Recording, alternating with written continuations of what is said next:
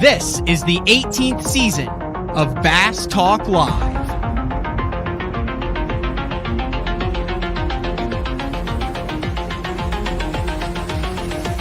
With your host, Matt Pangrath. BTL is brought to you by Lawrence, Bass Cat Boats, AFCO, Strike King Lures, Sunline, Big Bite Baits, Spro, X-Zone Lures, Gamakatsu, The Bass Tank, Denali Rods, and Pro Guide Batteries. PTL, coming at you! Good morning and welcome to another exciting edition of BTL Bass Talk Live, where we are going to talk about bass fishing. Second live show back in studio after the 3-week hiatus that included the Bassmaster Open on Oneida Lake, which Bradley Hallman will be in studio next week to break down that tournament. Some really good footage from both of us, decision making. That's become one of the favorite shows of BTL that we do get a lot of downloads and feedback on. That is when we actually go through the game footage and kind of critique each other and what we did. And I will say, you do not want to miss that show, because for the first time that I've known him, Hallman played it safe on Oneida. He's 8th in the Bassmaster Open's overall standings, trying to qualify for the Bassmaster Elite Series in 2023, which was a very nice segue into what today's show is about. It's all about the EQs, the Elite Qualifiers. The press release, the Bass came out just prior to ICAST, but that will be a show next week. And then I'm still working on a show for the father of flipping. D. Thomas, trying to figure out how to cover that with his passing just prior to ICAST 2. Like I said on yesterday's show, incredibly influential in ways that I don't think a lot of people realize. I think just West Coast and flipping is kind of what he's known for, but a lot of stuff with D. Thomas that he was very instrumental and influential in a lot of current anglers' lives and a lot of history of the bass fishing world. So, today's show, like I said, is all about the EQs, which I'm not used to saying that either. The elite qualifiers through the Bassmaster Opens, and how the process of qualifying for the Bassmaster Elite Series will be done in the upcoming years, and what will happen to the Elite Series anglers who, I guess for lack of a better term, is that the phrase? Couldn't cut the mustard? Is it cut the mustard? I think it might be. I don't know. Couldn't cut the mustard, and they have to drop down, and then where do they go? And then how do the guys get selected to move up? And it's kind of this muddled mess now. And Bass is trying to clean that up and say, hey, this is how it's going to be. This is up. This is down. And like I said, the news broke last week, and there are a number of other podcasts and shows that did really good content and covered it. I know Upshaw did a deal where he got Hank Weldon on along with Bradley Hallman, and they really kind of had Hank clear some stuff up. Love the transparency with Hank, the tournament director for the Opens, being willing to come on and answer questions so candidly so soon after the press release. I know that Sir Bailey and the guys at Serious Angler did a deal on it, so I was like, well, how do I want to cover this since it's kind of been a week after it was? And I ran into a guy at ICAST who I've known for a very long time, and it kind of organically happened. We were talking about it, and I said, dude, you're the perfect guy to have on for this. And that would be none other than he's a veteran now, which would be Carl Jocumsen. What's up, Carl? How are you doing, man? Hi, mate. Good. Thanks for jumping on. Like I said, you're always a welcome guest on BTL. I try to spread appearances out. There's a lot of podcasts out now, so every time I was like, I want to get Carl on, and you'd be on one, and then the other, and then the other. So we had a break, and we were talking at ICAST in the middle. You kind of pass, and I want to get into basically some of the conversations that we had there about the EQs. I want to run through all of the. I want to kind of make it crystal clear as to what it is before we jump into that. But yeah, you've had a heck of a couple weeks. You just got back to the home base there in Tennessee, right? Yep. I got back not last night, the night before at midnight. I think I've been on the road for about 3 weeks. Left a little bit before we needed to be up in New York, made the 15-hour drive up, Stayed at Buffalo, New York for a couple of nights. So I got to fish Lake Erie, put the new target lock and new things to test on the smallmouth. So I wasn't just rolling into practice on smallmouth on the St. Lawrence. Got 2 or 3 days to do that, caught a bunch of smallmouth, and then drove across to Clayton, set up camp there, and then fished the Bassmaster Elites for a week there, three monster days of practice. 2 tournament days, missed the cut by 2 ounces with almost 42 pounds, which stung like you wouldn't believe. Did not want to leave that place. Fishing was unbelievable. The next day, stayed and did Bassmaster Live on Fox Sports with Mercer. As soon as we were done there, jumped in the truck, started driving, drove till midnight, slept in the camper, finished the drive the next day, got back, put the boat away, took the camper off, cleaned up, drove, started driving that next morning, which would have been Monday, drove straight to Florida, had a full day with Hobie introducing their new kayak, their new Passport on Tuesday, did a full day of that, and then ready for iCast Wednesday morning, then full day of work Wednesday, Thursday, Friday, then drove from there to Tampa, Florida, did 2 full days of shooting with Mustang Survival for some cool stuff they've got coming, and then left there at 1 o'clock on Sunday, got here at midnight, and then had my first day at home yesterday. That's crazy, isn't it? Yeah, and that's pretty normal. That's not very that's pretty standard.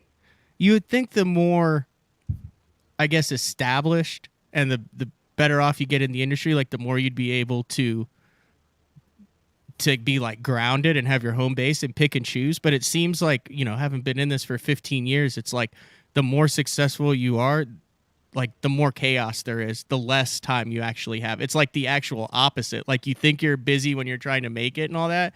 Yeah. I say trying to make it. We'll get into that today. That's what the whole topic is about, is trying to make it. Yep. But man, like it just gets crazier and crazier the deeper you get into it. Well, this is, what I've always try and remind myself of is like I worked to get to the point where Mustang want me there, where Hummingbird and Minn Kota are using me for content. Like that was the sacrifice and grind I was thinking about. So you didn't want to make it here and then be like, oh, I got to do more work or whatever. Like this is the position that you want to get to.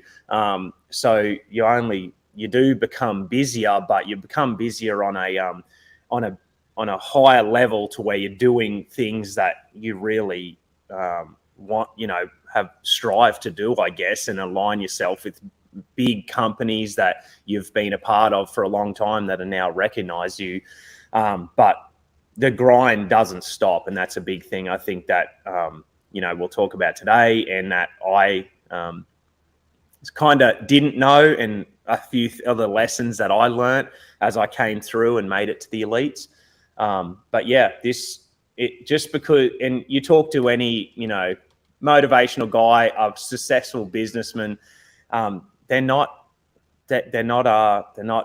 didn't make it, and then they're not chilling on the beach. They're grinding every single day. They're at work, and I'm just lucky that I just absolutely love what I do. So like it is hard work and it's difficult, but I'm always staying very grounded in this because I realize like how lucky I am to get in the position that I am and then being able to work with these big companies. But it is a crazy amount of work. And then you have a little girl at home too, right? Yeah. And that's made things way more difficult because now my time has become 1,000 times more valuable because it has to be worth being away from Kayla and River.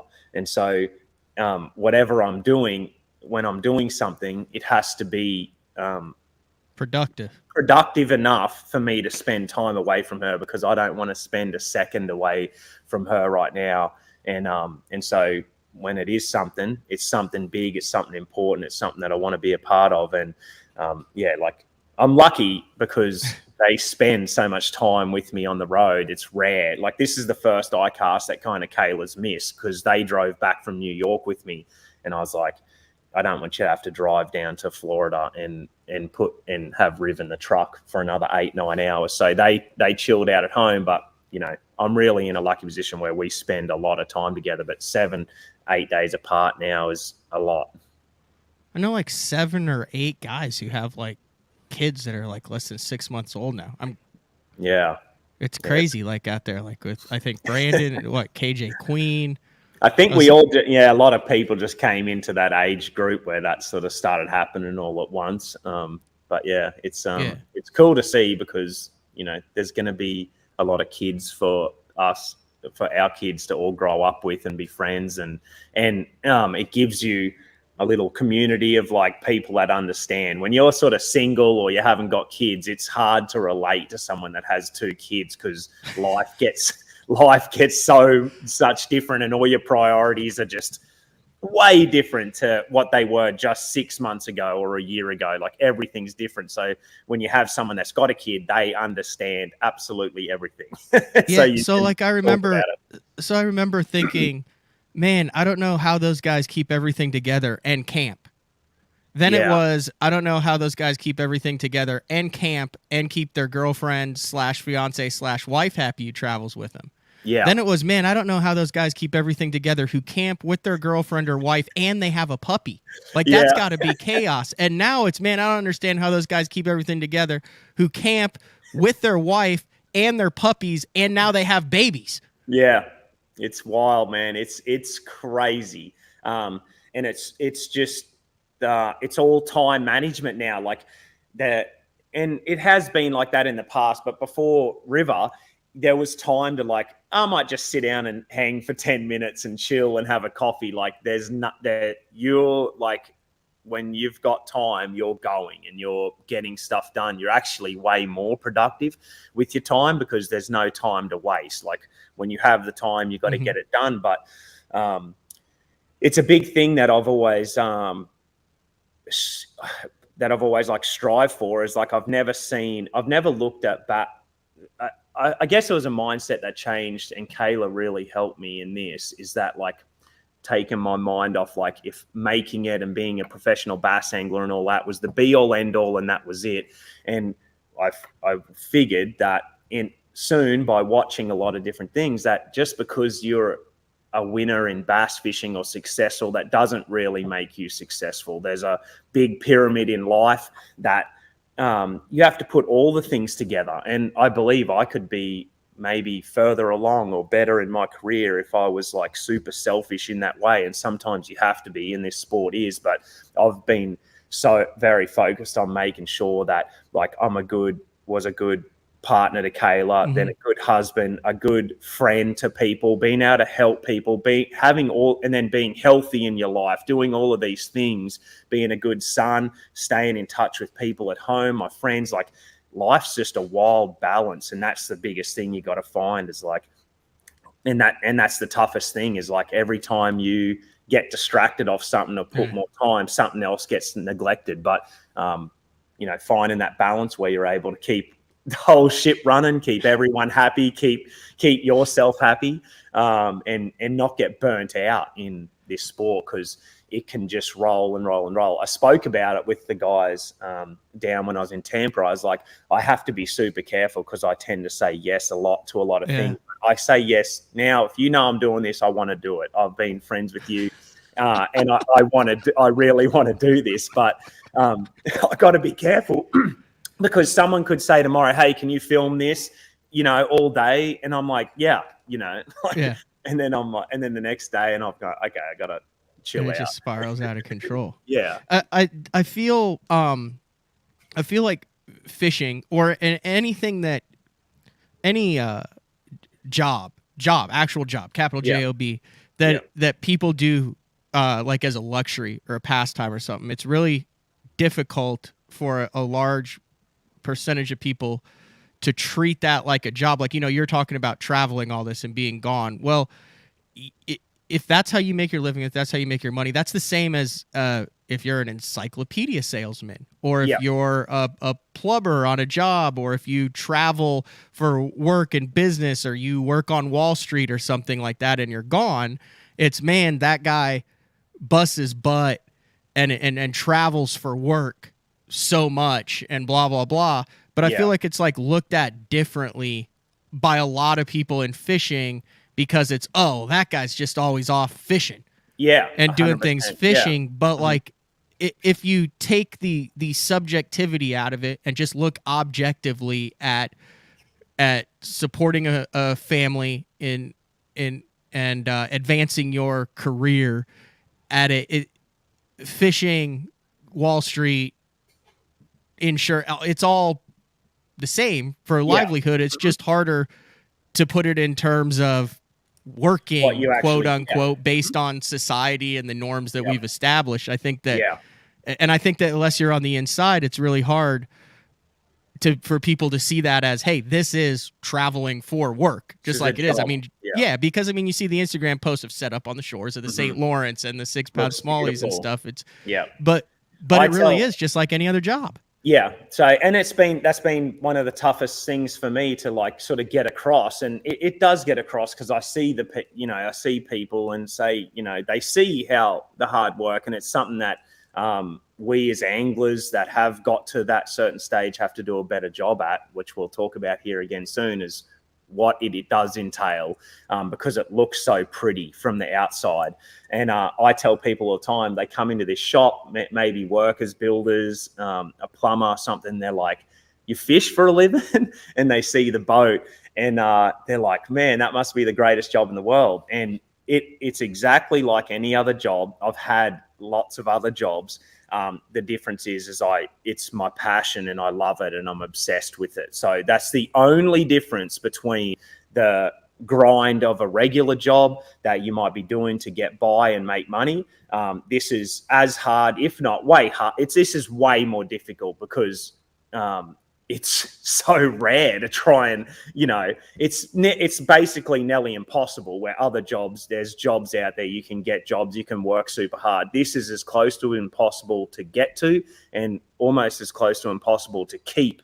The only way that you can get there and keep this job is to be absolutely 100% obsessed, sickening obsession, all you can think about, willing to sacrifice everything and anything, and go through weeks and weeks and weeks of just like that little week that I just spoke about. I've done 10 plus years of that and more. I've really done 20 years of that, but 10 years, it got a lot tougher when I came over here, just because of, how hard it is to do. But when you love it that much, it's not as much work because you get to do those amazing things and see the amazing places and get to compete and do what you love. So the only difference is that you love what you do. That's that you get to work for your passion or your almost like your hobby or the thing that you love the most. You're working towards that, which makes a huge difference. It almost seems like the scariest part of the whole thing, though, is like the 2 years after you qualify, after you achieve what you've been trying. And I've talked with that with a number of guys. Like, is that a fair assessment too? Like, everyone's like, oh, Carl made the Elite Series or so-and-so made the pro circuit. But like, that's like the most difficult time, is after everyone thinks, oh, cool, he made it, good for him. So that was my biggest, hardest lesson, learned in life. I feel like a lot of the hardest lessons that I've learned is when you get blindsided by something. And that happens a lot of different ways, through maybe a friend, a business, or something where you think it's one way and then all of a sudden, bang, this thing hits you and you're like, holy cow, I didn't see that coming. And you learn this really harsh lesson that you're like, oh, I did not know that was a thing. And so for me, my passion has been fishing my whole life, since I was a kid and since I can remember. And then from about 14, when I discovered tournament fishing, that became my absolute passion. That's all I wanted to do, was tournament fish and fish whatever I could do. And so then when my career started to take place in Australia, then it became like, the next level is one day looking at the Bassmaster Elites and thinking one day maybe I could possibly get there. So shortening that curve, 10 years of full-time competing in Australia, never missed a single tournament in Australia for 10 years, never missed a single ABT tournament. I competed on TV. I did everything I could. I won 3 Angler of the Years. Then I won our sort of Bassmaster Classic. I saved up. I did everything I could to try and get that trip to the US. And my whole thing was like, one day I could become the very first Australian to make the Bassmaster Elite Series. So sold everything that I owned, saved up for years and years and years, put all of that money together, came to the US, basically blew all that money in the first 1.5 to 2 years trying to learn everything I can, trying to get set up, competing, fishing as a co-angler, doing all of these things. We'll run through a little bit more of that, but basically, I worked so hard and sacrificed everything and just was so obsessed. I actually made the Elite Series way too early in my life and in my career. I pushed the envelope so hard that I actually got there. And I shouldn't have. I had no right in my mind to be at the time. Did you think you did though? At the time, were you like, oh yeah, I'm ready? 100%. I'm like, this is, and so when I crossed that line and I was like, I made it, I'm like, I had made it. I had 100% of my mind. I just became the first first person in history from another country to make it to the top 100 guys in the world on the highest stage of bass fishing. Like every bit of my dream, a lifelong dream, had just come true. I think I was 30 at that stage. So I just turned 30, 2015. I make it. I'm there. Within 6 months of making it on the Bassmaster Elites, I was in the worst place of my entire life, career, financially, mentally, physically, everything. Worst place I've ever been. Broke, credit cards, you name it. I just could not believe it. I couldn't believe in my mind that this was my dream that I'd been working for, and now I'm in this spot. And this is the stuff that we just haven't spoke about a ton, and as anglers don't speak about, because we tend to, if you notice through all of this changes with bass, my story, some of the Japanese stories, some of the US anglers' stories haven't been spoken about because they see that tough story and that grind and the sacrifice that takes. They don't want to talk about that. They like to talk about the easy step, and the anomalies of this sport, which there's such a small, minute percentage of those guys that went college, college opens, like Jordan, college opens, winner, elite winner, classic winner, classic winner. Like, that is absolute insanity. And that story is coming from a guy that's an absolute, just a freak of nature that has, he had the support, had the talent, had the obsession, but mainly had the talent along with everything. And that's when you, in any sport, I feel like that's when you create this, like Michael Jordan, basically, of fishing. And but it's so rare that it's so rare for that, but that tends to be what people want to focus on. They want to focus on that route, but. Well, if you're Bass, if you're a for-profit organization that depends on anglers, and I understand also Bass is just a small part, but a big part of Bass is tournament organization. But it's also, there's a ton of people who don't tournament fish, who do it just to educate and things. But if you're Bass, if you're MLF, you want to grab those people because you want to make that dream look like a very reality. So I mean, you want to. It's you're going to promote gold that. Mine for you. And it is possible. Like, it's possible. Look, they did it, and tons of guys have done that. But the actual reality is, if you're not that guy and not that in that percentage, and you're going to have to work harder and sacrifice more and lose sleep and go broke and come back and grind and never quit harder than you'll ever imagine to even get a a taste or a piece of it.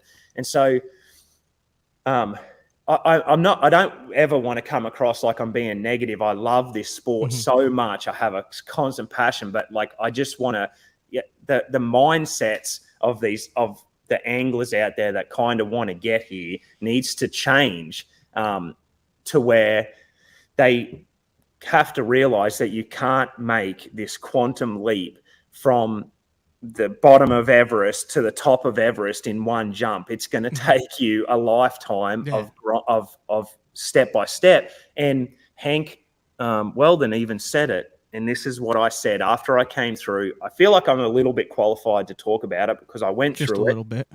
I went through the grind and I got kicked out. I got relegated and I reset. I did some things. I came back, and then you can see my career sort of slowly crawling up. And I think that I just need to speak about it more so people get a different mindset of where they need to be at if they want to have a long-term shot at bass fishing, not a flash in the pan, bang, made it, and then you're gone, because there is dozens and dozens, maybe hundreds of names that we could name that we don't hear about anymore. And it sucks because they were really good anglers. They had a passion and they got there a bit quick, weren't ready.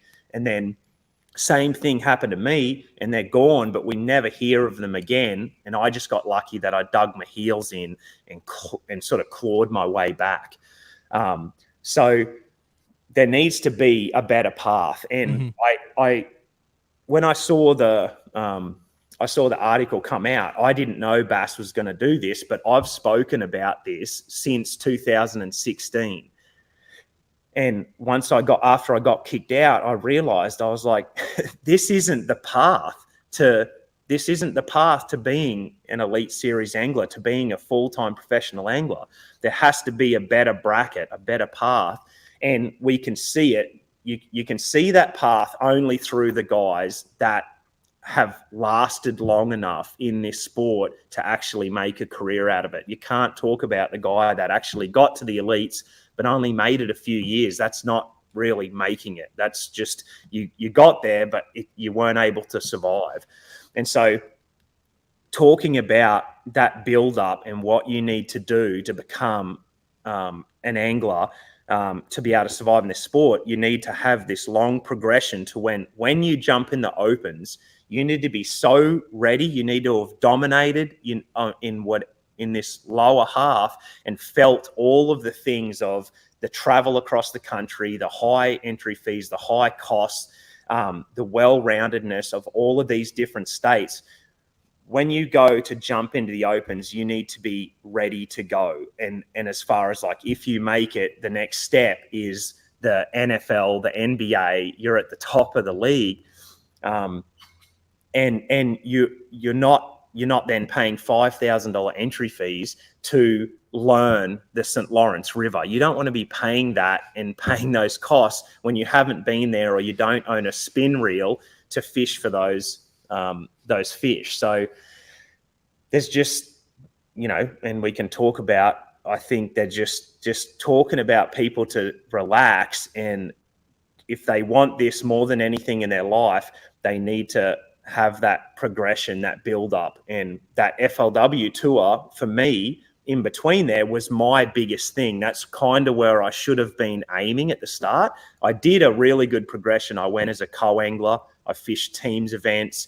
I went as a marshal for a year and saw how those guys thought. When I watched a guy cast, I was like, even not that many years ago, I got to fish with Andy Morgan and I was just like, oh, my casting's terrible. I need to fix, no wonder he beats everyone all the time. When you see it with your own eyes, you're like, that's what it looks like when when a guy can do that. And you soon realize that, okay, yeah, I'm not ready to be going against this guy here. And so I think what this is doing, Hank even said it was irresponsible to show that you could jump into 3 tournaments. You could have you could take 3 weeks vacation in a year, jump in 3 tournaments and make it to the highest level of bass fishing. That's just not realistic. It shouldn't be a thing, but guys have made it and it's done it. So yes, It can be done. But it's as just a whole for the health of the sport. As a whole, for the health of the sport, you want to have the perfect progression and build a guy up so he is well versed and equipped in every aspect of this sport before he gets thrown in the Elite Series. And even when you are that good and you're at the highest level and you make it into the Elite Series, there's levels in the Elite Series, just like UFC. The guys speak about it. Just because you're in the UFC, that doesn't mean you're a world champion. That doesn't mean you're at the top of the game. There's levels in the UFC. They make it and they try and get the guy to slowly progress his way up. And in the Elite Series, it's the same. You see it. There's just that top bracket of guys that are in the top 20, top 30 cuts every single time. They're not at the bottom, like ever. And so you're going to actually have to, and I'm still learning to this day, every single day that I'm on the Elite Series, I'm continually getting better. Once you're there, it doesn't mean like, okay, I'm the best, I'm there. I've got to continually get better and learn. And now you see me after almost 11 years, 12 years here, and 7 years competing at a high level. I'm only just now finding enough consistency to get within a competitive level against these guys. All right, we're going to take our first break of the day. When we come back, I want to reset. I want to go back through the press release that came out on July 13th, just get everyone set with exactly what's going on. And then I want to dive in with you because I feel like just because it's harder, it's more encompassing to qualify now, like there has to be some things around this announcement, around this decision, that make it feasible and logical for anyone to jump in this. And that has not been announced yet that I'm aware of. Maybe Bass has plans of that, but I think the table is set. I want to go back, just clarify exactly what this elite qualification format is, and then we'll take it from there. It's a BTL on a Tuesday, July 26th, with Tennessee's Carl Jocumsen. Queensland, Tennessee. Queensland, Tennessee. We'll be back right after this. Your key to better fishing this season is Elite FS, now available at a new lower price.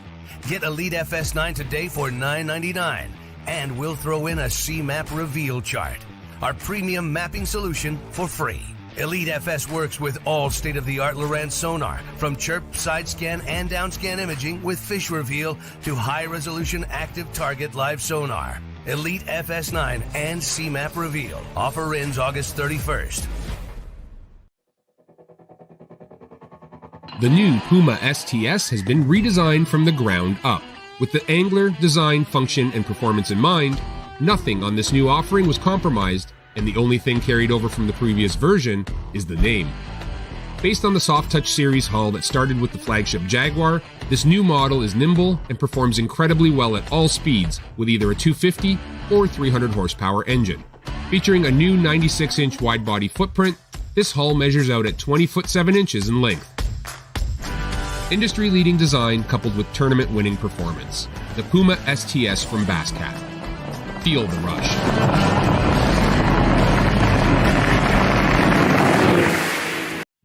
Elite Series Pro Daryl Gleason here.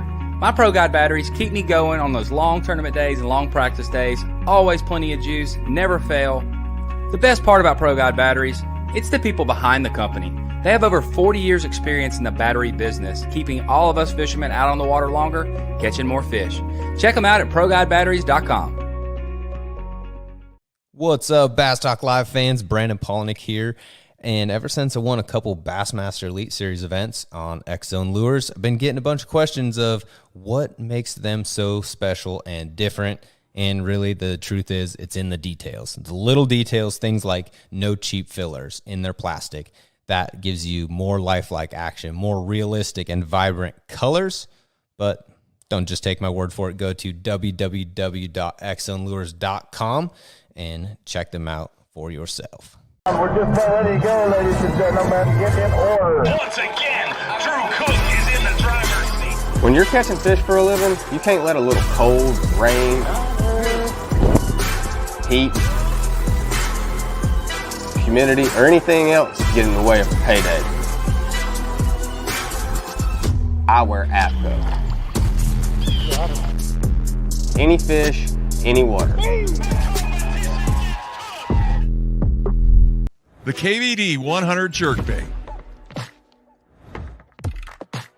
15 different colors. A perfect combination of roll, wiggle, and flash. Increased castability. 3D eyes. Premium black nickel hooks. KVD. Tie one on. Striking lures. Are you looking to install your own fishing electronics? Well, the Bass Tank is here to help you. The solution is the Bass Tank Power Harness. It takes the guesswork out of installation. No more voltage issues or interference. Designed by an engineer so that you can get professional results right there in your own garage. Installation done right with the help of the Bass Tank Power Harness. You can feel confident knowing that your installation was done right. The Bass Tank Power Harness. Give us a call or order yours today at thebasstank.com. Welcome back, BTL, on a Tuesday, talking with Carl Jocumsen. Really good first half segment that kind of, I feel like, dove into just a little bit of the mindset of what it takes. Carl is obviously you're a unique story, a well-told story. I remember, like, when the first time I remember it was like, have you ever told your story? And you're like, oh, not really, mate. And then it, like, blew up, and it's like, so, you're kind of like a beacon of inspiration for all those, attempting to do what they do. And there's, so many twists and turns with, like, green cards and stolen stuff and getting kicked out of the Elite Series and having to start over and taking a fighter's mentality with, is it your cousin who is the boxer over there, and the whole fear of my heart? Like, dude, it's like honestly, it's kind of like a Lifetime TV movie story if you look at it honestly. You know what I mean? Yeah. Like, it's something on Lifetime where you'd be like, yeah, that's not realistic. But it happened. So that was why I wanted to get you on, because you've been through it all and have it. So I want to go back to kind of the genesis of all this, which is 2023 Bassmasters Opens will feature new elite qualification format. This came out on July 13th. And for years, we're going to take the 2018-19 out of the equation when there was the split. And I still to this day have no idea who they decided. It was kind of like a free for all. It was like the Wild West back then. We want him, and then we'll take these guys, and then these guys through the points, and boom, we got anyway. That's neither here nor there. That happened. But outside of that, basically the way you got onto the Bassmaster Elite Series. And I know this is rehashing for a number, but I just want to get the playing field situated. So right now there's three divisions. Like South, I always forget which they are because they don't go by location, which is a new thing anyway. So it's like South, Central, and Northern Division, right? Or an Eastern, whatever. Yep. And they take 12 spots right now. They take 3 from the Centrals, top 3 in the points. You fish 3 Bassmaster Opens, your top 3 in the points. You get 200 points for a first place finish all the way down. Your top 3, boom, you get an invite. Same in the Southern, same in the Northerns, and then the last couple years they've done the same in the overall. And the overall is if you fish all 9 events, or they combine all your points for however many, all the events that you fish, and then the top 3 of those anglers are invited too. So this past year, 12 anglers, 3 in each division, boom. And if you look at the statistics for it, which I'm a stats guy, Carl, I like to look at statistics, then we'll just take the Northerns last year. There's like a 3-way tie with 549 points. It was like Ike and Ellie, Alex Redwine, and Jonathan Kelly, I believe, were the 3. So you basically have 50 points to play with. If you have 549, your maximum is 600 points. So that's like 3 top 16 finishes. Yeah. Boom, you get your invite.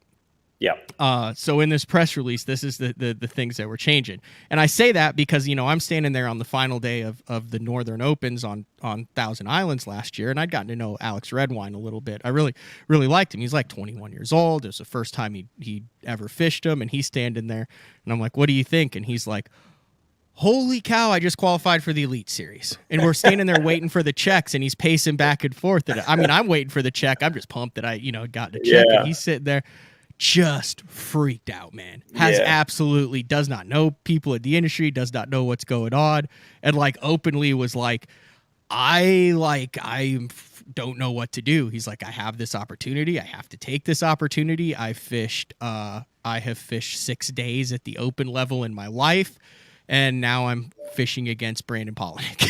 Yeah. on the Elite Series. Yeah. More power to him. So anyway, this press release, it says, beginning in 2023, anglers hoping to earn a coveted invitation. Bass loves the word coveted. Valuable Angler of the Year points and coveted berths. Those are the two. We need a shirt that just says coveted invitation. Coveted invitation to join the Elite Series can only qualify by competing in all 9 opens, comprising the St. Croix Bassmaster Open Series presented by Mossy Oak Fishing. Bass anglers competing in every tournament will form the Bassmaster Open's elite qualifiers, and the format will be marketed as the Bassmaster Open's EQs.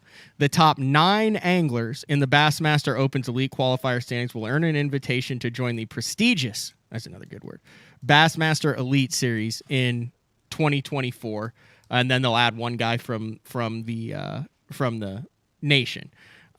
So what they did was they're still going to have divisions that aren't going to be geographically, but there will be 3 divisions. If your goal is to make the Bassmaster Classic, you can fish one of the divisions, you win a tournament, you fish all 3 divisions, you still get in the Bassmaster Classic. But they took those burrs away from the Centrals, the Easterns, or the Northerns and the Southerns, combined it all into the overall. So now the only way to make it is either to win the Bass Nation Championship or to finish top 9 in the open points starting in 2023.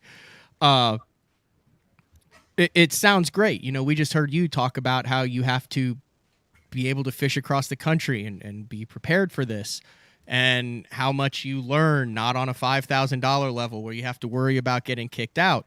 The other side to this is at $1,800 a pop, you know, you could qualify for the Elite Series at less than $6,000. And if you own your business, you could get off for 3 weeks. Or if you're a pro circuit angler that wants to jump in a division of the Opens, which we're seeing this year, you can do that and you can qualify. Well, now, like I did the math this year, I'm at like $46,000 to fish 9 Opens this year, Carl.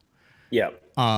Opens angler trying to qualify now, and I'm spending $46,000, and I'm out of it already, right? Like, because I mean, I'm in 25th in the points. Last year, I finished 6th in the points, and I still lost $20,000 as far as, you know, out of my pocket for it. Yeah. But that's kind of the basis that we're working around here. But I don't think it's a perfect system yet. Do you? Yeah. No, it's definitely not perfect. Yeah, it's a step for me. Sponsor. Is that a sponsor asking you to do something tomorrow? No, it's Swindle actually. Oh, okay. He could answer it if you want to. He'll be Swindle. He's probably watching this. Hey, say this. No, he'd be calling just to give me some advice. He's been awesome, but I've lost your page. I need to bring it back up here. Right. Where are you? You pull it up so you can see what's going on. Yeah, I can't see you anymore. Yeah, it should just be a minimized tab. Yeah. You're still on and rolling, though. I'm still up there. Yeah. Okay. Let me check. StreamYard here. It should just be a minimized. That's weird. It's weird. I've totally lost you. Oh, well, you're still on and rolling, so just roll with it. We'll take another break here in like 15. Yeah, we'll get it going. All right. So yeah, you know, that's the biggest thing is there's no perfect scenario for me. You know, it's still got a ton of work to do, but it's a step in the right direction. That's the biggest thing. It's like it's going to be what comes after this and what falls after this, and how we can sort of proceed and continue to make the sport better. You know, the thing I'm fighting for constantly, and we have meetings with Bassmaster, and I've become vocal at some of these meetings because I got tired of seeing these guys that I know and love and are friends come into the Elite Series and be gone in less than 2 years and be in debt and be broke and be not even looking at competing anymore. And in my time here since 2011 till now, I've seen it way too many times. I'm like, once I want to work as hard as I can and do what I can for this sport in the position that I am to make it better to where you should not make it to the top 100 guys in the world and have a shot at putting your entire home, family, and everything in jeopardy, because that's what happens. And that's unfortunately what it takes right now to make it, because of how high the entry fees and how high the expenses are once you get here. And so what was happening, in short, is Bass was putting a central division together, say, and it would be on the Arkansas River, Grand Lake, Fort Gibson. And a guy and several guys lived right in the middle of them three their entire life. They're the three lakes that they know like the back of their hands. They've competed on them their whole life, but they haven't left Oklahoma or Texas or that area. And so they jump in all three and bang, they're on the Elite Series.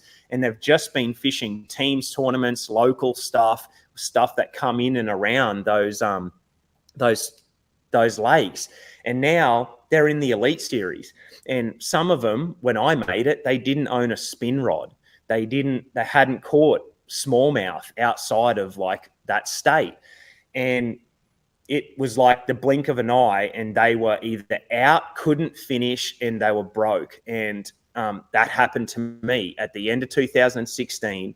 I got relegated. I got kicked out of the elites, and I had massive credit card debt. And I was one of the better ones. Like, I had some sponsorship support. I had decent support, but the cost was so high.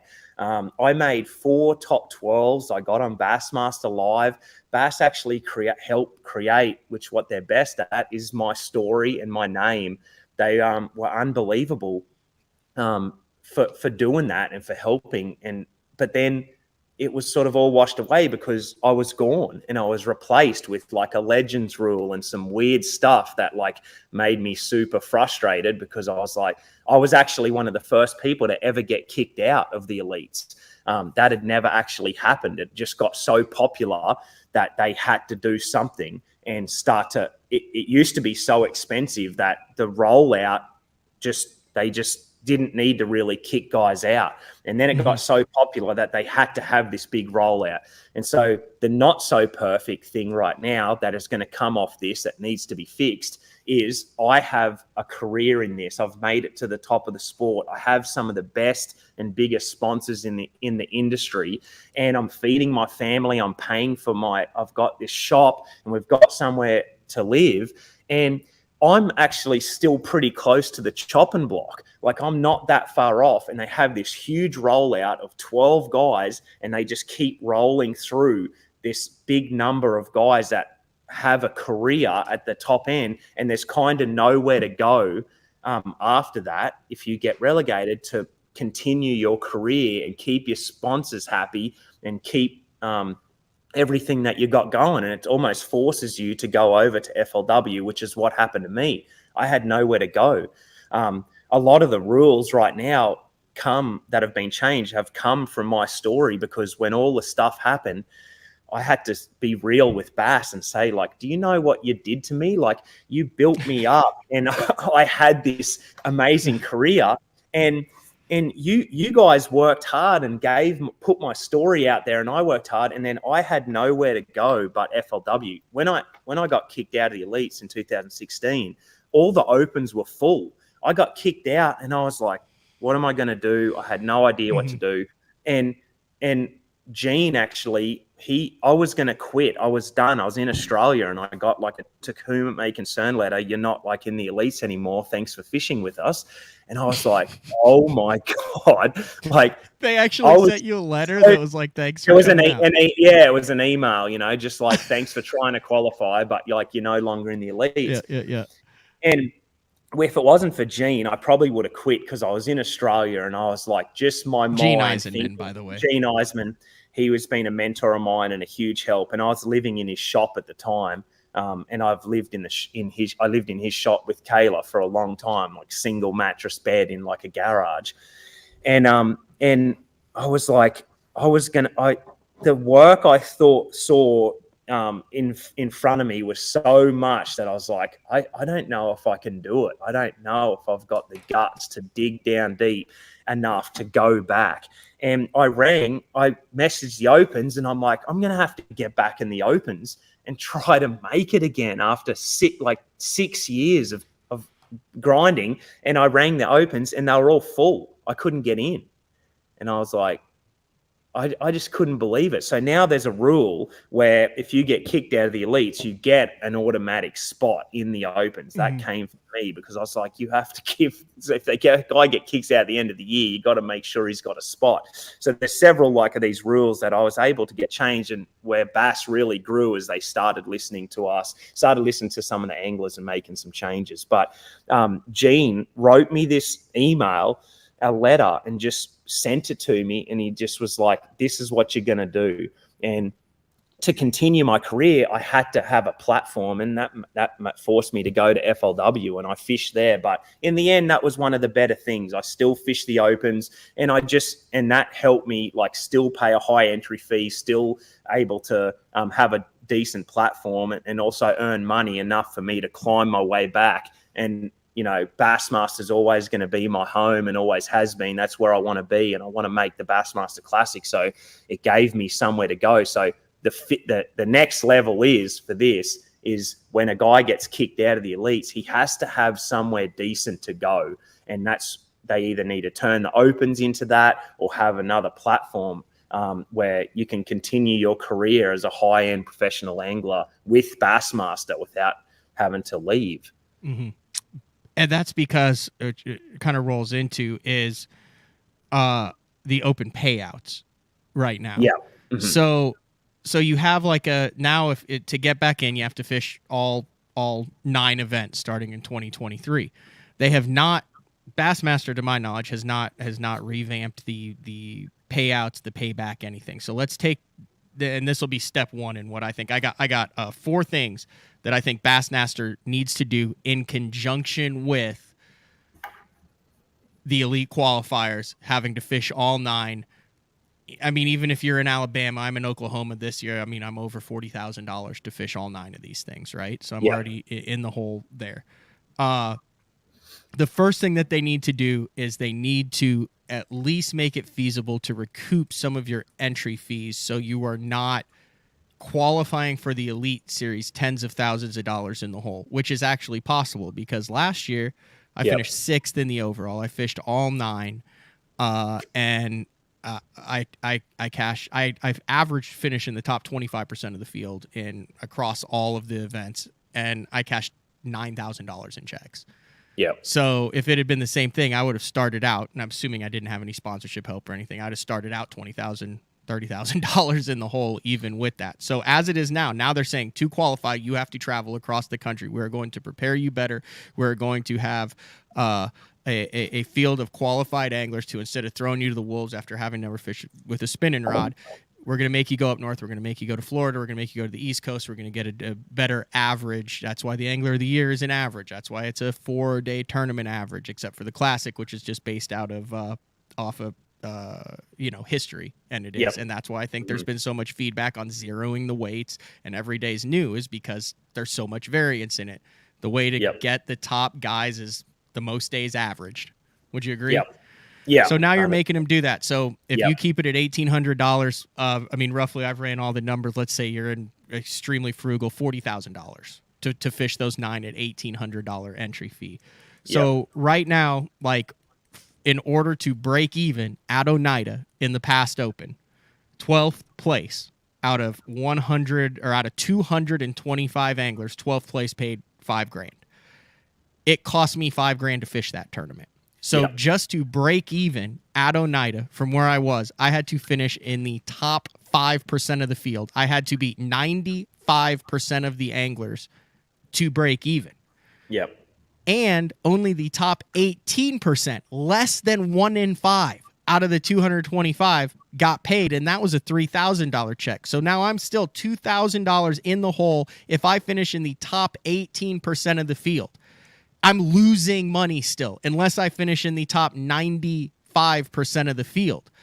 Yeah. I could technically finish in the top 18% of the field beating more than 1 out of 5 guys, where it's half the field getting paid on the Elite Series, over half if you count the small checks. The pro circuit is what, like 1 in 2.5, 1 in 3 that the Toyotas go to. I mean, dude, like less than 1 in 5 is a abysmal payout. Yeah. And then to have to finish in the top 95, and these are the guys that are right below the Bassmaster Elite Series now, and you're making them travel and spend more money, there has to be a feasible way to at least break even, to where if you're a guy who finishes in 7th, 8th, 9th, whatever, it makes absolutely no logical sense to go around the country, even if you are a top tier angler with sponsorship with that payout structure. Now, I know Bass is for profit and they've got 80 guys on the waiting list and every single field is full, and they're going, well, why the hell would we have to do the payout? These guys are idiots. They show up anyway. They're on the damn waiting list anyway, and they know they have to finish in the top 5% to break even. Yeah. But now if they're putting the emphasis on grooming anglers, high quality Elite Series field, a place for guys who get kicked out to actually make a living, to get back to it, to draw anglers from other. I mean, let's say I'm a pro circuit angler. Let's say I'm a BPT angler, and I've got a hankering to win the Bassmaster Classic. Well, I can't do it over there, even if I love what they're doing over there, and that's the next thing on my bucket list. If I look at it and go, well, at least I can go over there, and if I fish well, I'll break even. My sponsors stay with me, and I'll do it. Well, now you look over there, and you're like, that is not a pleasant payback. Yeah. And like I said, I know there's always outliers. Look at what Coop Gallant's done. Look at what John Sokup's done. It's real easy to say that if you win one and stuff. You know, I was talking to John. He's like, well, I fished 6 of them and won $40,000. Yeah. I'm like, yeah, well, you know, most people don't come over and have 3 top 5s in their first 5 opens. Yeah. But that, to make it feasible, I think there has to be some, and maybe whether that's Bass putting more money into it, like Bass puts money, you know, like the entry fees for the Elite Series is whatever, 400, whatever, 500,000, and then they pay out. So whether it's deeper, I don't know what it is, but there has to be something where when you're competing in it and you have a good, like I've fished 20 some of these now, like, you know, when you have a good tournament and should get paid, right? Yeah, you should make your money back when you make the cut, as in, like, you shouldn't lose any money by making the cut. But here's a reality check for everyone that sort of, and I 100% agree with you what you're saying. It doesn't get any better when you make the elites. I just drove to St. Lawrence River, competed at the highest level possible, doing everything that I can, and drove back, and I lost $7,500 because I got a $2,500 check. It cost me $10,000 to compete in that one tournament. And so if you missed a $2,500 check, you spent 10 to fish the Elite Series. So it doesn't get any easier. Like, it's the expenses now, $5,000 entry fee. It was $3,300 I spent in fuel to get to New York, boat fuel and back. And then accommodation, food, and tackle, and all the other little things. It was a $10,000 tournament. I missed the cut by 2 ounces. I got a $2,500 check. So I only lost $7,500. That's at the highest level possible. So it doesn't get any easier. Like, even that side needs to be. But at least you're recouping at percentage back, Carl. So like you finished 33rd at Santee Cooper. Yeah. So you beat 2/3 of the field. You beat 66% of the field to break even there. And the same thing at, you know, a 31st. Yeah. A 35th, like that's like 1 in 3.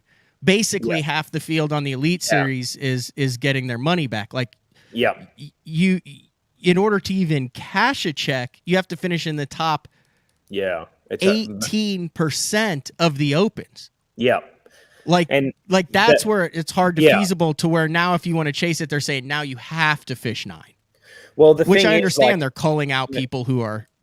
Most of the guys, they're actually saving a lot of people. They're doing more people a favor by being able to do this, because most of the guys that made it, including myself, I fished all 9 anyway, you know, and I didn't have the money. I racked up credit cards. That's how it's gonna be. It's you know, I tried to get my head around it, and Gene Eisman again, he explained it that I was paying my apprenticeship, I was paying my scholarship, I was going to college basically, I was doing a course, and that's what it was costing me. And I was like, and so when I put it that way, I'm like, yeah, this is just like someone going to college and like paying that high thing to get that degree. You're trying to get that degree as you're going without going into too much debt, as little as possible. But I wonder what sport you can do where you can just sort of not do that and then compete at the highest level. Like, I wonder if there is another one out there. Like, can you do that in baseball or basketball or football or golf? No.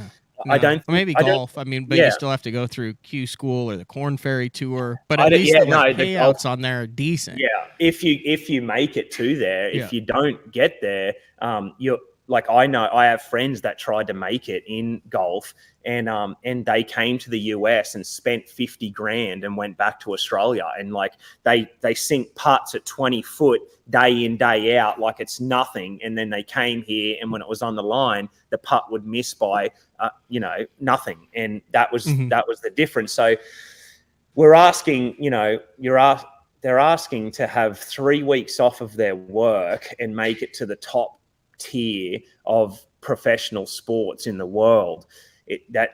To me, that just doesn't seem realistic, so right. It's hard and it sucks, and I'm not sticking up for Bassmaster. We need to change. I'm here to make it better. I want to help make it better, because I went through the fire, and I'm like, it shouldn't be this hard. Like, you shouldn't go broke trying, I guess, as bad. And you may be able to, you may have to go broke leading up and trying to get there and struggle. But when you get there, this is what I said at the meeting. I said, when it should be so difficult to make it to the elites, it's not even funny. It should be absolutely the pinnacle of the guy or girl that absolutely wants it with every breath, and they grind and they get there. And when they get there, it's great.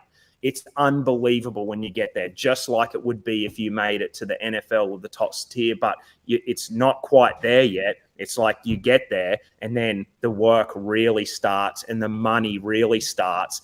And at the Opens, is a great way to be like, put it out there. I'm doing all 9. I'm going to do this. And it actually gives you something better to sell to sponsors, to try and get help, get in with as many companies as you can, and show them what you're doing, get your social media going, get your work going, and build all of those things up so that if you do cross the line, your story's there. They've seen you do it. You've got your social media intact. You've got everything happening. So you at least have half a chance of making it when you get there. You're not just a flash in the pan and you're in and out. Mm-hmm.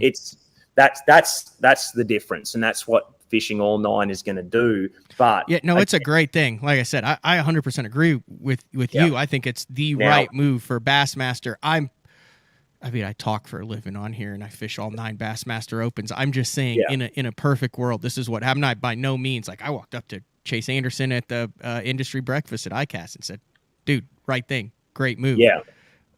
But yeah, I agree. So I still think so. Like, in a perfect world, then I still think payout needs to be adjusted. Like, if you're an Elite Series guy and you get relegated back down to the Opens, it'd be nice to know that you could at least break even and then survive on your sponsors instead of relying on your sponsors to break even, and now you're not making any money. 100%. I don't know how they do that. Like, I don't know. I don't know how they do that. It's money that doesn't exist. Yeah, the Opens needs to be almost at like a tour level tournament, so at least you can get some TV time. You can get, it's a little bit larger payouts, but better paybacks, and make that a legitimate tour where a pro that comes off the Elite Series after 2 years or 4 years has something that they can stay with Bassmaster and compete with them and work their way back up into the Elite Series. But the interest there, the dollars have to be there at the Opens. Like, if I'm a sponsor, like, why would I want to dump tens of thousands of dollars into the Opens? Because who's going to watch something where they only know 1 or 2 out of the 200 guys? That's at the Elite Series, man. And this sport isn't big enough. I mean, obviously we've shown it to support that level like that. Like, I think the BPT MLS Pro Circuit thing is unique because the Pro Circuit was the FLW Tour. And there's so many recognizable names already on the FLW tour, right? Yep. So, Yep. I mean, that's a weird deal, but like for the opens now, I think it's like you have to justify the spending dollars for the sponsors to make it worth their while, whether that's Bass does more as far as publicity, which they say they're going to do or something. But the interest has to be there. If the interest isn't there, the dollars aren't going to be there.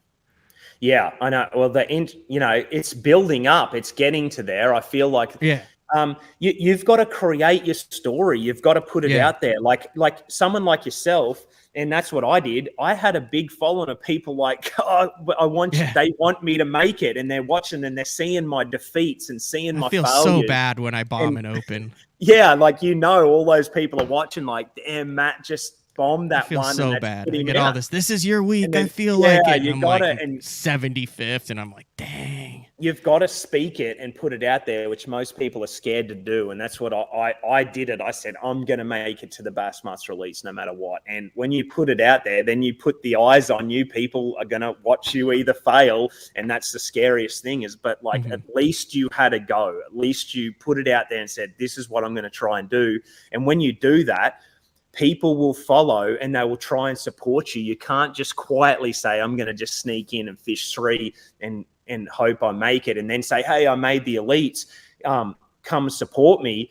That it's just not going to happen. That's the one thing that I thought that people need to realize too, is like when you're a rookie and you make it to the elite, sponsors aren't going to come flying at you from left, right, and center. You have to have a solid base already of sponsors and things in place for when you make it. And you need to create that story. And this 9 Opens is going to create enough of a story for companies and people and fans to follow you along as you go. Chad Smith is doing a great job of it. He's working his way up, and now he's fishing all of them.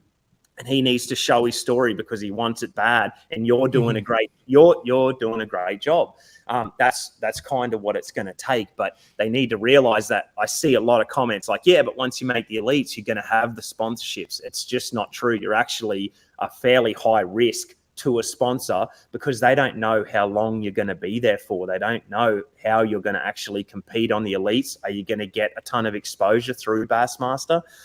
Or are you going to be able to survive for 2 or more years? So it's actually a risk for a big sponsor, and that's why it's hard to come by. So the Opens is your chance to like start networking, going to ICAST, going to these shows, competing and putting it out there and building your social, but it's going to come at an expense, and it shouldn't be as expensive as it is, and it's crazy, but it's paying your apprenticeship. That's kind of what you're doing. And I went through it and I did it, and it's because I didn't stop and I went through the whole thing. So it's doable. I don't really want to hear someone like when I see the comments like I was going to do that, but now I'm not. Those words never would have come out of my mouth. I never would have typed them. It's like I just looked at Bass. What's the path? How do I need to get there?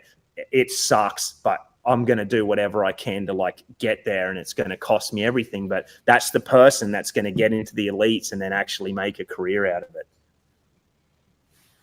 That's the clip right there from the whole show, Carl. That's the clip right there. Like, I mean, you shouldn't be in the top 100. And I'm not saying the guys who fish 3 aren't. Yeah, dedicated. They're not. No, like, they're not. I mean, there's a ton. I saw a post from a Chad Warren. He's in Oklahoma. He's one of the best fishermen I know in Oklahoma. He's almost won pro circuit events. He catches them around here, and he speaks his mind. And he's like, this is horrible. He works a job and he fishes the pro circuit, and he wanted to, if he wants to fish it and try to qualify for it. And at first I was like, but yeah, like for certain guys, it's like it would logistically be a nightmare for him. I don't know if he could even do that. How do you keep work? Yeah. But also then what you just said, if his dream is to be on the Elite Series, because he's a top caliber angler that would not get his butt kicked on the Elite Series, he would compete and could qualify through 3 events in a central division where it's like Grand, Table Rock, and the Red River. Like, that's perfect. Yeah. And he's a great guy. Yep. But the whole thing is 6 days and on the Elite Series, which is deemed the top level, and the sacrifice and dedication that it takes to get to that top level. And if you are one of those anglers that will succeed at that top level, there is no. Yeah, there is no like, I would have done it if it was this. It's like, and anyone that says like, well, I was able to jump in 3 and I made it, and there's a few of those guys that said it, and I wouldn't have been able to do it. There's no way. If they those guys that have made it, they were going to make it no matter what. They were going to do whatever it takes. They were going to fish all 9 if that's what it took. And yeah, that's what it's going to take. A lot of money, a lot of sacrifice, a lot of time. Like, I quit my job. I had a full-time job in Australia. I worked in the tackle industry. Things were good. I owned a truck. I had a bass boat. I had my life going. I loved my family, my friends. I had everything. I sacrificed absolutely everything, and I lost all of it, and I got it back, and I came back again, and I lost it all again. And I started from the bottom, and I ground my way up. There's a way. And if you're willing enough and you're determined enough and you want it, if it's everything, you're going to fish it. And the other thing that we didn't speak about is fishing all 9 and finishing in that top 9 is way easier. This is a better, easier way to make the Elite Series. Finishing in the top 3 in 3 is so impossible. If you slip up once, it's over. It's done. One bad tournament, one breakdown, one anything, it's over. The top 3 is so near impossible, is so close to impossible. But top 9 out of 9, that's doable for anyone that has a decent, well-rounded verse of this country and knows how to catch smallmouth, spotted bass, and largemouth. Top 9 is very doable. That gets me excited. If I want to make the elites, that got me excited. I can finish in there. I can be consistent. Top 3 is like, you got to get kind of lucky in 3 of them. Like, everything has to go perfect. It's conducive to a certain type of angler. So listen, I completely changed my strategy for this year to top 3 because I did, in my mind, the best I could do through all 9 last year. And I finished 6th, and I was 100 points out. I weighed in a limit 98% of the time. I left 3 fish on the table. I averaged 12.5 pounds a day across the entire country, and I really didn't sniff it in reality. So this year I was like, listen, so like I started looking. So if you're going to make it, if you're going to be in the top 3 in one of those divisions, and I absolutely despise this term, but you have to be a home run hitter because you have to finish in the top 15, which means you have to be able to freak show. Is what Hallman always says. He's like, Penger, you got a freak show sometimes. Well, I didn't have that ability to freak show. Well, you get like I said, you get a guy who can freak show a couple bags and boom, you have a couple top 10 finishes and you're in. But in order to have those top 10 finishes in 230 boat fields in an open with no off limits of practice, you have to take insane risk. Because that is the only way to freak show, is to take risk. You don't go out and finish solid and beat 80% of the field and preserve points and freak show it. So what I think ends up happening is you end up with a caliber of anglers who are willing to take risks. Like, more power to them. I don't have the balls to do that. Didn't have them. I tried to do it this year, and that's a skill in itself. But then the next step on the Elite Series are guys who know how to take risks, but also know, and Gleason used this term, how to make a business decision.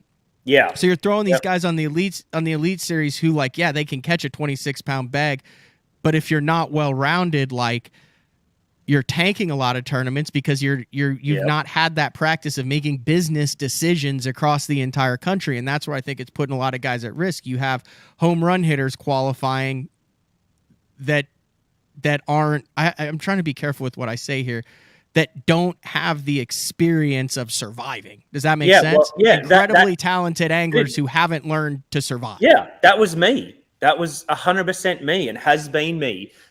Just too gun-ho, like, just have no idea how to catch a bass, and I'm driving out there on the Elite Series like I'm gonna win. Like, I'm going for fish that I'm gonna try and win, and then next minute 98th. 90th, like, those finishes came from me not being tournament and survival smart, of like, this ain't the one for me to win. Like, Lee's gonna win Lake Fork, he's 34 pounds in front of me, but now's not the time to swing for it. Now's the time to get inside the cut, make a check, and those little decisions. You see me, I'm starting to be smarter. It doesn't mean that it's always going to go that way, but I'm starting to creep in there where I'm not making a stupid decision by like being in 60th and then coming 80th, or instead being in 60th and almost getting in the cut, or getting back in the cut and I'm back in the game and finishing with a 30th. That happened a bunch this year. Think about this. There's rookies right now. And this is how I can't explain how insane that the Elite Series guys catch them. It's nuts. It's not even right. You can't even imagine. And imagine being a rookie and and this has happened to some guys this year, they've hardly got a check. They haven't got a whole ton of sponsorships. They're spending $5,000 on entry fees. They just spent $10,000 to go to the St. Lawrence. They practice and they figure it all out. They run out there and they have the greatest day of smallmouth they've ever had. 20 pounds, 4-pounders after 4-pounders. They catch 50 fish. They come in and they're shaking. They get in line. Everyone has 25 to 22 pounds and you're in 60th when you come in. And you're just like, and you've got 20 pounds. You go back out the next day and you catch another 20. And you're like, this is it. I got another 20. I'm going to jump inside the cut. And you actually fall some. And you don't, no check, no anything. And you come and you caught 40 pounds of smallmouth.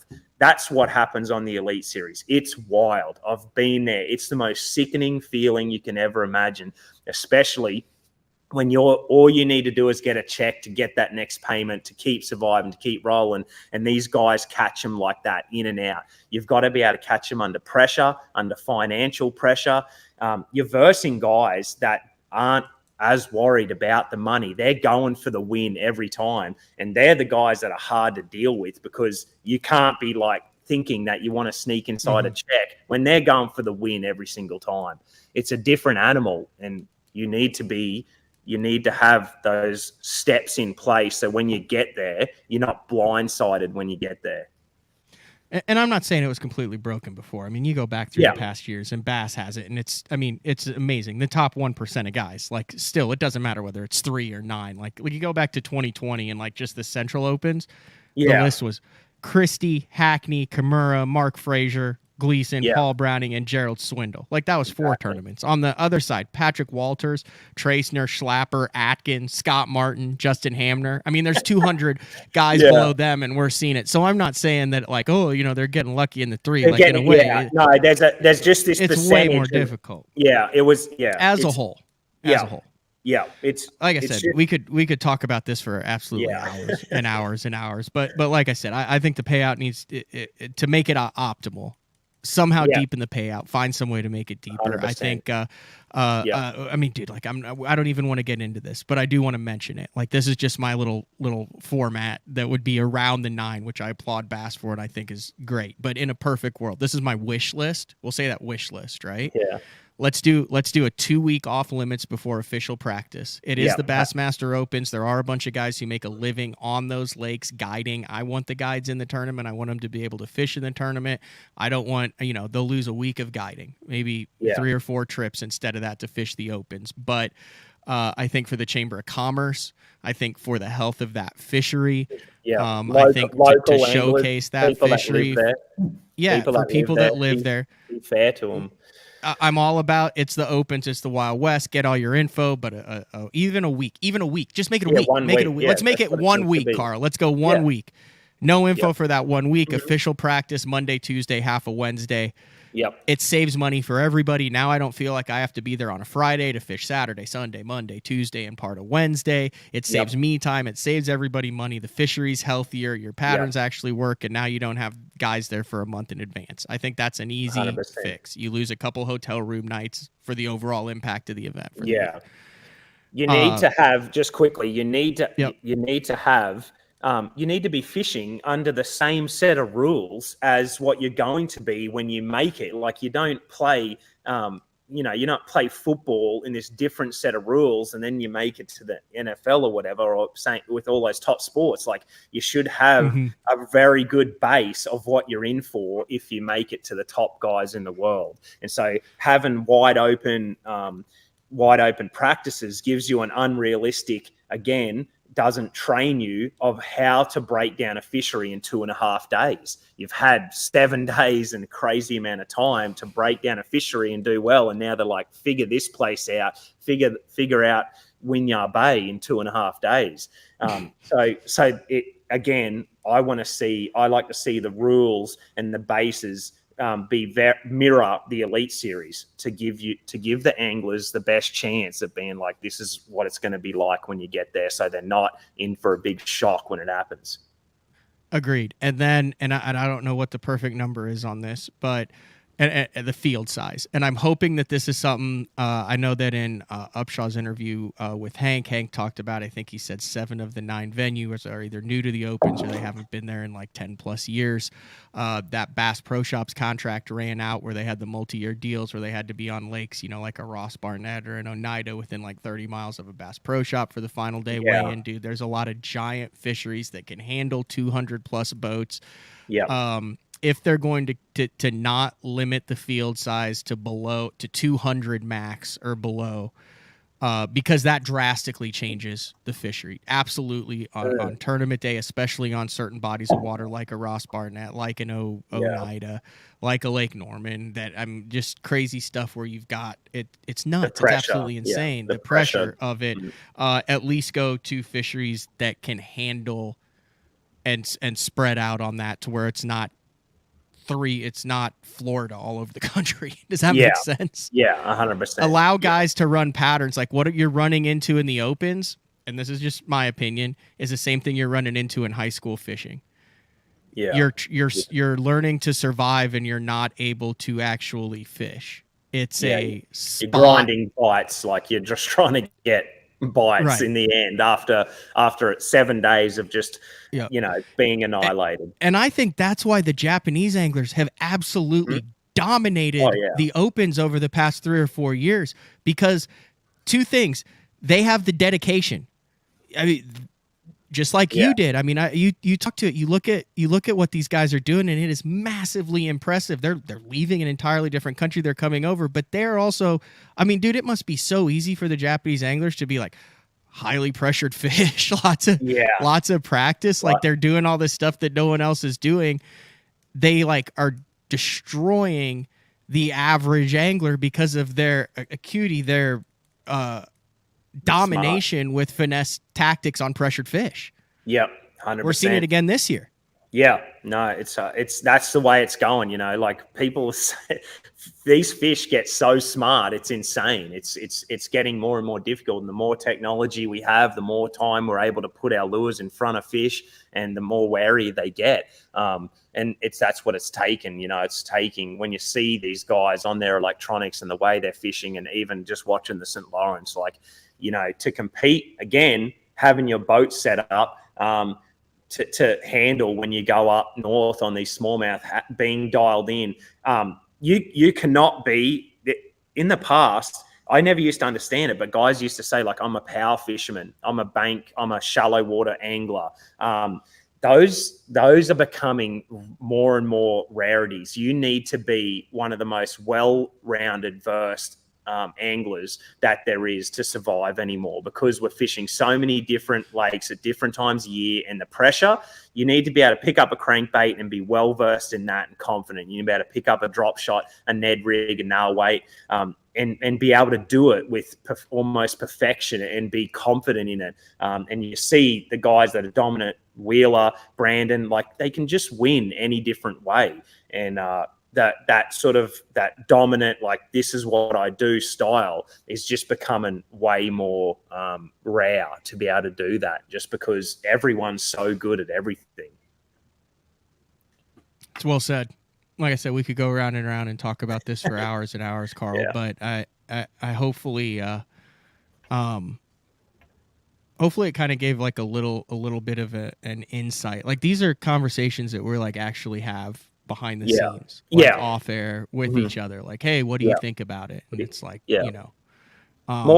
more just talking about it is, and I feel like it's our fault, and it's tournament bass fishing's fault a little bit of like all of us together. It just looks unbelievable. Look at my social media. Look at most guys' social media. Like, and that's good. I like keeping it positive, and that's how it is. But just some conversations of like a bit more realities of how tough it is going to be when you get there. And I'm not complaining in any way. I love it, and it's just gonna be tough. It's just I like to put it out there to people that just don't really understand. I don't blame them because they mightn't have seen it, in real time, but having conversations like this are big for people that are even wanting to have a go. They're like, man, I didn't think of that. So it might help them make a better decision when it comes to what they want to do with their career. And I think understanding how tough it is and how important it is and how much important each fish is actually benefits your sponsors. Because, I mean, then when the chips are on and you have a chance to do something life-changing, what you're using is truly what you believe in and what you think gives you the best opportunity to win, from electronics to baits to hooks to rods, line, reel, boat, motor, the whole 9 yards. 100%. Yeah. Having the support, I tell a lot of people, like, I haven't gone to a lot of my sponsors. You need to work so hard that they're coming to you. They're the ones that are going to last. And also, like, not that I didn't come to them. I actually used all of my sponsors before they came to me. I bought my Shimano's, my Miller rods, Bassman, they like Humminbird Minn Kota. I paid for them, bought them. They were the products that I loved and wanted to use and had confidence in and believed in. And then when you align with that company because you love it, it's going to be a long-lasting more relationship. So just a bit of advice with college, high school, and even guys going into that, use what you truly want to use and love, and then build from there and show them what you can do first and grow it. And then when they see you doing something for free and they haven't supported you, but you're supporting them, you're showing that you love that product, that's when, and then they come to you, that's going to be a relationship that you can build on over your entire career. I do want to say this, like, I mean, I sat here and said, well, this needs to happen and this needs to happen. And like, I'm fairly sure bass fishing will complain about anything, regardless of, what happens. If they paid 75 guys, someone would be like, what about 76? Yeah. But I do, I do want to commend Bass.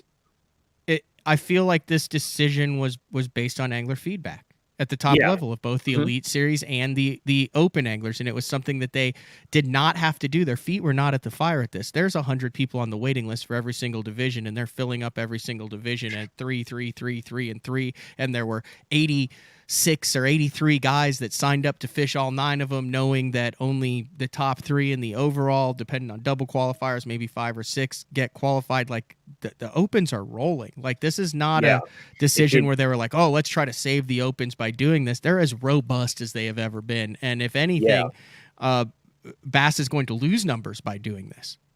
Yeah, Bass is, I do not want their job. Like, they have one of the hardest jobs in the world, and they do a great job of doing their best to try and, to keep everyone as happy as they can. But this is, over the last few years, they are really listening to the anglers, listening to people, taking feedback. They're incredible like that. I feel like I can speak openly to them and them just take it in and not take it personally and be like, yeah, okay, we might need to change that. But they got such a hard job, and this is quickly just why, is you have such a wide range of competitors from Van Dam and all of that top echelon class that are making huge dollars in sponsorships, and they're crushing it and they're killing it, to in the same field and a rookie that doesn't have a single sponsor and doesn't know how he's going to pay the entry fees. And then you've got everyone in between that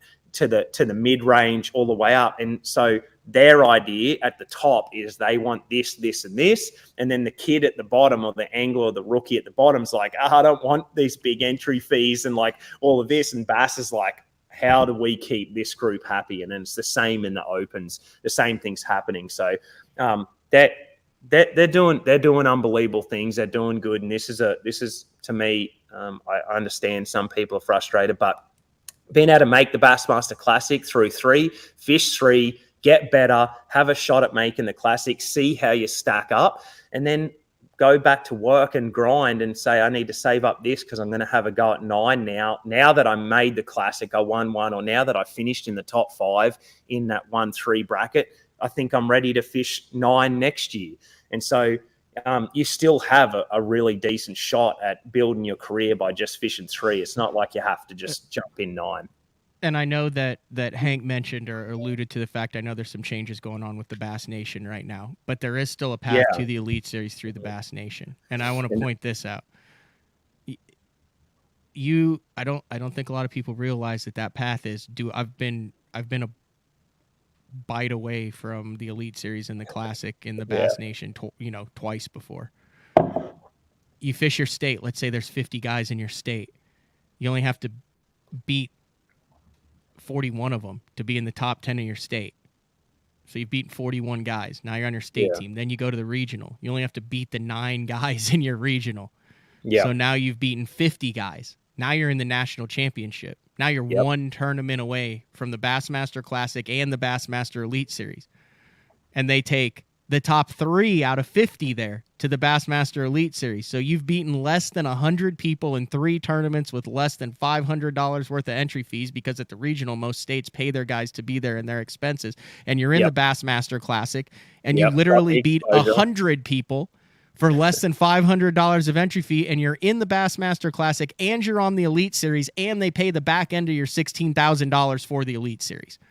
Yep. That's just as realistic as top 3 100%. In the Opens across all 9.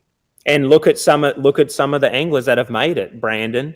Some are all of these. They did it through that, and some of those tours gave them a really good, all-round verse. They got to fish a championship style in a different state. They got to fish some different levels, and that route obviously creates some incredible anglers. So we can, Bassmaster, I think, are going to start to work on that even more and make that even better, and just continue to just adjust it to where basically at the end of the day, they want to give you the best chance of making it when you get to the Elite Series. And that seems to be what they're going to try and do.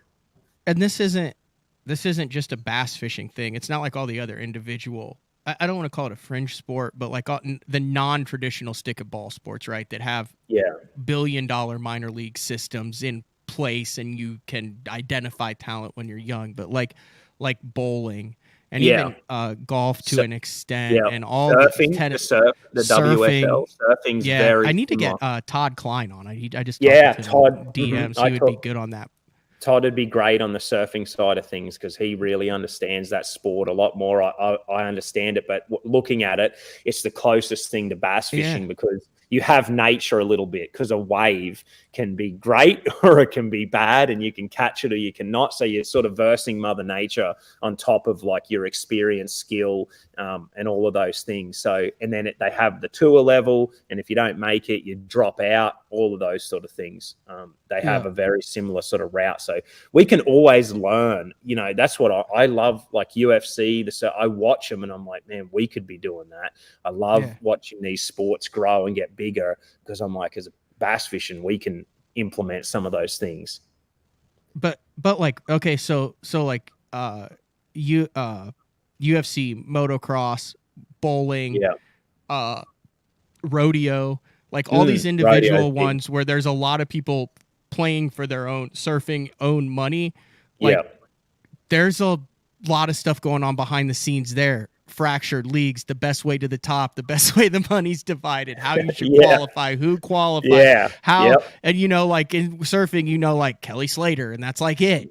Just like Van Damme and in all these other sports, so it's not just a fishing thing. It's not just a fishing thing. It's across the board, and the more you understand it, the more it's always evolving and always will be evolving. It's a discussion. Like that's why I try to use the forum for a discussion, so the people who are interested in the sport, you kind of just get a broad understanding of the conversations that are going on. So when you see like that press release from Bass or something from the BPT or MLF or qualifying, like there's a lot of different moving parts and reasons for all of it. Yeah, no, and that's the biggest thing. Just get education of like what this thing, and just for me, I wish I had this podcast to listen to when it was 2011 and I was in it to 2012 and it was coming up, because I just didn't know. I just didn't know what. All I had to look at was like basically the website.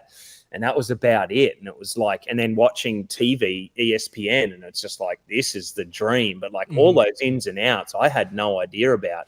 And podcasts and what you are doing in every different industry has helped so much because of these discussions, just behind the scenes stuff and actual real life coming from people that have been in and out of it and just talking about it. And this is how things get improved. And it's exciting to me that Bass is like listening, doing stuff and moving forward. It's just going to continually make the sport better. All right. I appreciate the hour and a half, Carl. That was awesome. That was a great perspective. And you're always one of the favorite guests on any podcast that you're on, including BTL, just the positive attitude, the never give up grind. You're still doing the Fear My Heart stuff? Yeah, we're actually making a big push with it. That's my thing that I actually over being making it in this industry and making it to the classic. Like the Fear My Heart brand is something that I want to make as big as I can in every different way. And we're actually making a really big push right now and revamping everything. And we've got a lot of different cool products coming, and gonna try and continue to push that, and hopefully one day be able to use it to through bass fishing and help other anglers and do all sorts of stuff. So keep an eye out on my Fear My Heart gear. It really relates to a lot of people. We get so many cool, positive messages about it. And that's what it takes in this sport, because you don't have, that's where it made it for me. I was like, don't have the experience, don't have the time on the water, don't have the financial backing support, then a lot of these, but I got heart, and heart is what it's going to take if you're going to want to make it in anything. When it comes to the top echelon of the sport, it's going to take everything you've got. And when I look down, I see that Fear My Heart symbol. I know that that's what I've got over everyone else, and a lot of people have the same. So doesn't matter that you're the underdog, that you got a full-time job. The matter is that you're going to actually have a go and not regret. Regret's going to be the biggest pain over failure. I've won one. I fished my 100th Bassmaster tournament at Lake 4. That was 100. Wow. And I've won one. I've failed 99 times. But that just shows you how many tournaments, FLW and all the rest. That was 100 Bassmaster tournaments I fished in my short span here, which I think is a lot. Because this is the first year that I actually didn't fish any opens. The first year in my 11 years here with Riv coming along. But even when I fished in the Elite Series, I was still fishing the opens, because that's the only way to get better, is just continue to fish and compete and hit those new lakes, learn those new techniques. We were setting up in here and fitting up the new target lock with Humminbird, and I had Van Dam and Ott Defoe and everyone in this shop. It was incredible. And I was looking, I'm like, this is the coolest thing ever. Like, I try and really look at the perspective of things. Like, just 10 years ago, no one knew who I was. And now Van Dam and the top of Humminbird are in my shop fitting up our products. And Van Dam, we were exchanging. He wanted to know about the glide bait, and I'm asking him about crankbait stuff, and we're going back and forward. And I'm like, man, we're all the same. We're just hungry for that information and learning, and we're at the top of the sport. It never stops, that learning curve, and that's how you got to be in this sport, is just continually taking information in and adding it to your arsenal and becoming better. I talked about Van Dam with Shakura yesterday. Like, you watch him operate at ICAST and the ability of what he's been able to do both on and off the water, and how crisp and clean he does it. The dude's like a freaking machine, man. It's almost amazing of the brand and the way that he's able to keep it together, and it's just boom, boom, boom, boom, boom. Yeah, it's crazy to watch him work. A great way to look. Like, the big thing is, like, watch the guys that are successful, Brandon, Van Dam, Wheeler, all the big names. Watch them and learn from them, but also know that your story is no one can be better at your story than you. And that's something that I've had to learn, is like not trying to like emulate someone too much, because your story is the best version out there and no one can compete with your story. There's not a person that can even come close. You're the best at it. And so watch them, see how they became successful, see what it takes, and then take that on board and then show what your story is and take your path, because everyone's got a similar story, but everyone's got such a different path to make it in this sport. So you don't just have to go along these lines. Make it your story and get there doing it your way. But you can just learn as much as you can along the way, but do it your way. You can make way more as a motivational speaker than a professional fisher. Like if you ever just wake up one morning and you're just like, like so you do the professional. Well, I mean, the trail, man. You got to do the you got to do the motivational speaking trail. Like you got the accent, you could walk into all those people at their like corporate retreat, you get paid like $10,000, you do like your hour and a half, speech, talk about, you end it with that line, standing O every time. I like it. The thing about failure and not getting there is it gives you the things to be able to talk about the stuff. I used to look at it like, man, why is this happening to me? Why is it way tougher? I realized that just life isn't really fair. It's all sorts of crazy. You never know what's going to happen. And some people are going to have an easier path than you, and realizing that and not getting bitter over that, because it's so easy, especially in fishing, man. You come in, you're like, I just worked my butt off. I caught these, and this guy just keeps catching them, and he gets all of these things, and it's so easy to get bitter about that. But those failures and all those setbacks, they allowed me to be able to talk like this and actually have an opinion and be able to help other people through my like struggles and failures.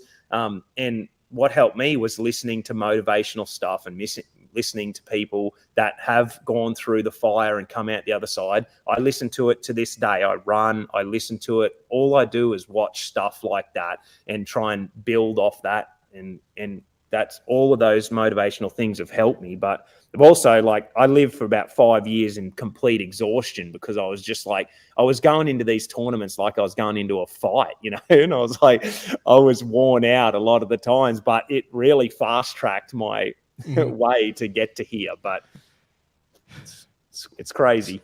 It's good stuff, Carl. I'm gonna let you go. I appreciate the time for jumping on. Like I said, since I took over in December, I know we've tried a couple times to make it work. And one of those times you were like, yeah, I can do it. But like you said, Kevin's here and Ott's here. And I was like, dude, just take care of that. We'll get you on in the future. So I appreciate it, man. Thanks, mate. Always enjoy coming on, and I hope everyone got a little bit out of that, and look forward to the next one. Heck yeah. All right. That was Carl Jocumsen, telling it like it is. So we're going to take our final commercial break, come back, kind of recap what we went over today, look ahead to the rest of the week. BTL on a Tuesday. Big shout out to Carl Jocumsen for, hour and 45 minutes. That's some time. It's one of those deals, though, where I think it was all really pertinent information, kind of give people a little bit more of an understanding of what really goes on behind the scenes. So BTL, we'll be back after this. Vibrating jigs are a great choice for any time of year, and the Kamikaze Swim On is a perfect match for any vibrating jig. 2 sizes and the unique tail design gives it a bait fish profile and a great swimming action for realism. There are 17 colors. See them all at bigbitebaits.com. The Spro Little John crankbait has been around for almost 15 years, and it is one of my go-to crankbaits whenever I need a fish in the boat, so you can never have enough new colors. That's why Spro's coming out with a handful of new colors, including Pearl Shad, which has this bleached out white look, but it's got this pearlescent, really, really pretty. We've got Copper Shad, which looks amazing in the water. It's got that purple flake on the back, really, really pops in the water. And then if you want some real pop, we've got Sparkle Shad, nothing but sparkles all over this thing.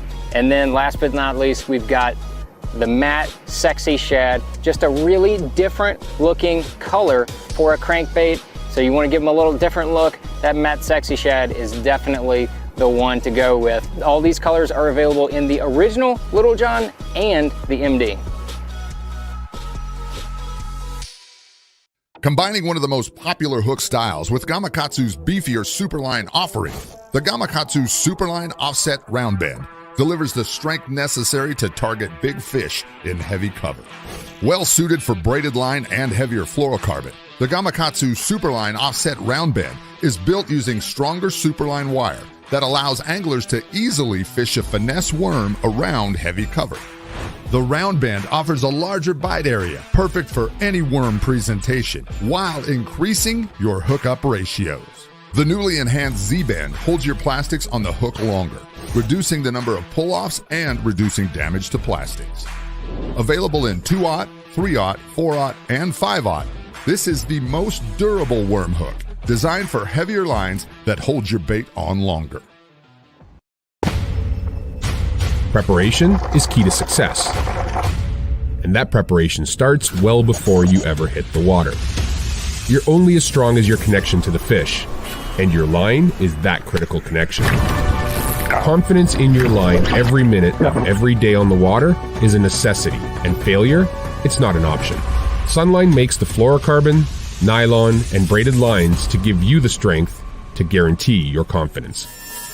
The new Android series is the peak of the Denali lineup and offers the ultimate Denali experience. The Android series features 36-ton multi-directional graphite combined with interlock blank technology for added strength. Each rod is outfitted with Royal titanium guides that will not fail. The blank is fitted into an easy-touch, soft-feel EVA foam grip with exposed blank reel seat. This all allows the Android to transmit every movement of your bait and even the most subtle bites. The Android series is the finest rod Denali has ever made and offers an angler the ultimate fishing experience with a limited lifetime warranty. See the full lineup of Android rods at denalirods.com. Wrapping things up here on a Tuesday with BTL. Like I said, big shout out to Carl. I've known Carl since he came over. We have an entire another show that we could do with Carl about the most efficient and effective practice period. And it's not before the tournament, it's after the tournament. And I didn't realize this till doing Kurt Dove's Pro Bass Camp on Oneida after fishing the Bassmaster Open. But after you put in all these, 4 or 5 days of practice and you fish the Open and you do what you think you need to be doing, then we pack up and we leave. And typically, if you don't do well, you don't have a burning desire to go back and just study how you got your butt kicked. You just kind of figure out, I didn't think about that and that. But I was forced with Pro Bass Camp after 100-something place finish to go back out on Oneida for 4 days. And I didn't have anything on the line, right? I was working with high school youth, and we were able to explore, and Holman and Upshaw did it too. And we all said, well, let's go look at, let's try to really figure out what we missed in this event since none of us cashed a check. Oh, my gosh. It's like an entirely different lake. Like I would call them up during the day and be like, dude, did you ever come over to like this entire section of the lake? And they're like, no. I'm like, dude, it's like the Bahamas here. Like they're swimming everywhere. Like, how did we not see this? It was glass calm, like all sorts of stuff. It was shocking the amount that you learn after an event that you put everything you have into and how effective that is. And no one really talks about that. Well, there's one guy who did that I could think of over the last 10 years, who didn't even fish in events, but would go to venues after major events, and that's Carl. Carl would marshal he would have his boat. He wasn't fishing anything in the opens and stuff. He would marshal for the event. Like if it was on the Alabama River, never been to the Alabama River, he'd sit there, he'd marshal on the Alabama River all 4 days if possible, and then he'd spend a week on the Alabama River afterwards, utilizing, breaking down, seeing, and experiencing what he just saw happen on the Elite Series. Not spots, but techniques and how the guys. I'm convinced that's the best way to do it now. Like if time and money were no object, you do your practice, you do your tournament, and then if then you stay 4 days afterwards and go out. So anyway, tomorrow, a really good business show coming. We have the senior brand marketing manager for Rather Outdoors, which is basically Lose and Strike King.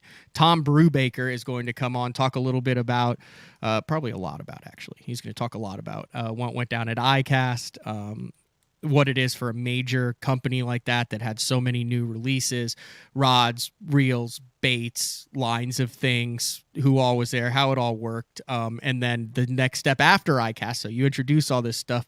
What happens then to be able to take advantage of the momentum that was gained during the publicity at ICAST? So that's all we got for a Tuesday for Bass Talk Live.